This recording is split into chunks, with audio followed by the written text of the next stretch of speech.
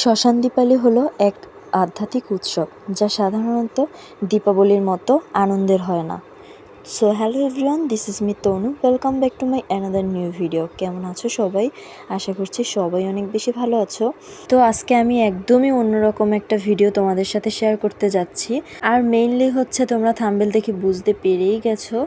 যাই হোক, চলো শুরু করা যাক। আর অবশ্যই তোমরা কিন্তু সাথে থেকো। এই যে দেখো, হচ্ছে যেহেতু আমি শ্মশান দীপালিতে যাচ্ছি, আর তাই আমি একটা হোয়াইটের উপর ড্রেস রাখার ট্রাই করেছি। তো যাই হোক, রেডি সেডি হয়ে হচ্ছে আমরা চলে গিয়েছিলাম। আর যেহেতু লোডশেডিং এবং আরও অনেক ঝামেলার কারণে হচ্ছে আমি পরবর্তীতে আর কোনো ভিডিও নিতে পারিনি। যাই হোক, পরবর্তীতে তোমরা হচ্ছে আমাকে ফুল লুকে দেখতে পাবে। এই তো আমরা চলে এসেছি। আর এত পরিমাণ ভিড় ছিল গেটে, তা তো তোমরা দেখতেই পেয়েছো। ওসবের ভিতর হচ্ছে আমার ভিডিও করা অনেক বেশি টাফ ছিল, তাই যতটুকু পেরেছি হচ্ছে ততটুকুই তোমাদের সাথে হচ্ছে শেয়ার করছি। দেখো, ভিতরে কিন্তু অনেক বেশি ভিড় ছিল, আর সাথে চারদিকটা আলোয় আলোকিত ছিল। আসলে এটি মূলত মৃত আত্মাদের স্মরণে পালন করা হয়। শ্মশানে আসলে প্রদীপ জ্বালানো হয় আধ্যাত্মিক আলো হিসেবে, যা অন্ধকার এবং অজ্ঞানতার উপর জ্ঞানের জয় নির্দেশ করে।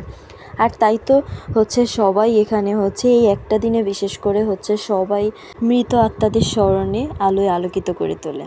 সবাই এটাই বিশ্বাস করে এই প্রদীপ মৃত আত্মাদের পথপ্রদর্শক হয়। এটি আনন্দ বা আতশবাজির দিন নয়, বরং অন্তরের পরিচ্ছন্নতা এবং প্রার্থনার দিন।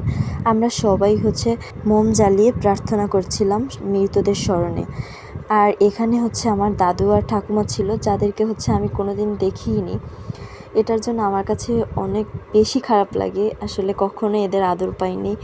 তো যাই হোক, এই শ্মশান দীপালির মাধ্যমে হচ্ছে আমরা আমাদের জীবন, মৃত্যু আর হচ্ছে পূর্ণজন্মের একটা গুরুত্ব যে কতটা, সেটা স্মরণ করিয়ে দেয়। যে যেভাবেই থাকুক না কেন, সবাইকে এই একটা জায়গায় আসতেই হবে। মূলত এই শ্মশান দীপালিতে হচ্ছে প্রদীপ জ্বালানো আমাদের মনকে শান্তি দেয়, আর হচ্ছে আত্মার প্রতি শ্রদ্ধা জানানোর একটা সুযোগ করে দেয়। এই দিন আমরা অতীতকে স্মরণ করি, প্রিয়জনদের প্রতি শ্রদ্ধা জানাই, আর নিজের জীবনের মূল্যায়ন করি। যাই হোক, এই তো আমাদের হচ্ছে একটা ভিডিও করে নিচ্ছিলাম। আর এরপর হচ্ছে আর একটা এমন জায়গায় চলে আসছিলাম, সত্যি এখানে গেলে এতটা খারাপ লাগে আর এত পরিমাণ যে ভয় করে, কি আর বলবো।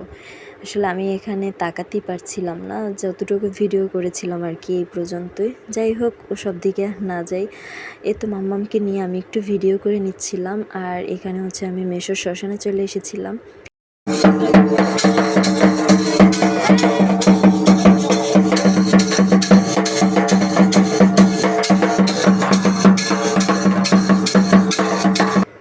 বিশেষ করে এই দিনটা আমাদের মনে করিয়ে দেয় আমাদের জীবনের অস্থায়িত্বটা। যাই হোক, আমি অনেক বেশি ইমোশনাল হয়ে গিয়েছি। আর আজকে ভিডিওটাও ছিল এই পর্যন্ত।